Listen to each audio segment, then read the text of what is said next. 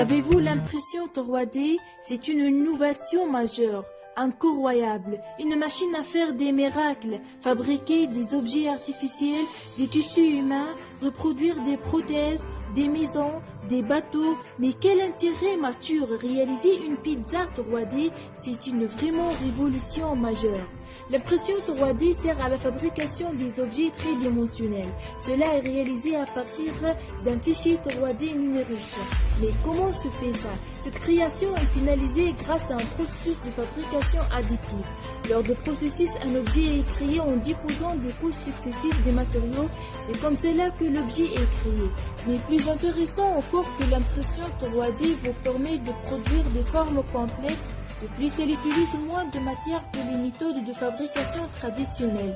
Mais est-ce que cela veut vraiment dire que nous pouvons aller jusqu'à construire une maison aux pizzas en 3D? C'est vraiment imaginaire. Restez ici, nous allons vous dire tous dans un instant. Pour l'enseignement secondaire, on était curieux de connaître plus de détails. On a frappé à la porte de Préfoc de Manouba. Un éminent enseignant en sciences techniques nommé M. Zahreddin Difi nous a reçus. Il nous a fait connaître que pas lycées sont équipés d'imprimantes 3D. On les utilise pour fabriquer des objets pour les cours de dessin technique.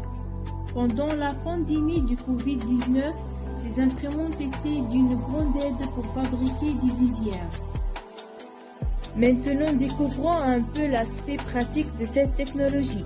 D'après l'enseignant, pour imprimer une pièce 3 dimensions, on commence par la modéliser avec un logiciel dédié, notamment SolidWorks, dont l'interface est devant nous.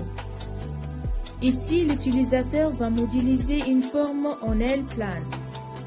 Par la suite, pour lui donner du volume, on fait ce qu'on appelle l'extrusion. Une fois la conception de l'objet est terminée, on enregistre le fichier au format STL. Ce dernier, afin qu'il soit lisible par l'imprimante, on le traduit en un langage appelé G. Cette traduction est faite grâce à une application appelée trancheur comme Ultimaker Cura. Après, on prépare l'imprimante en y introduisant le rouleau en plastique PLA. Ensuite, on chauffe la base pour que le plastique qui y passe devienne liquide. On branche la clé USB contenant le fichier modélisé à l'imprimante, on le sélectionne et c'est parti.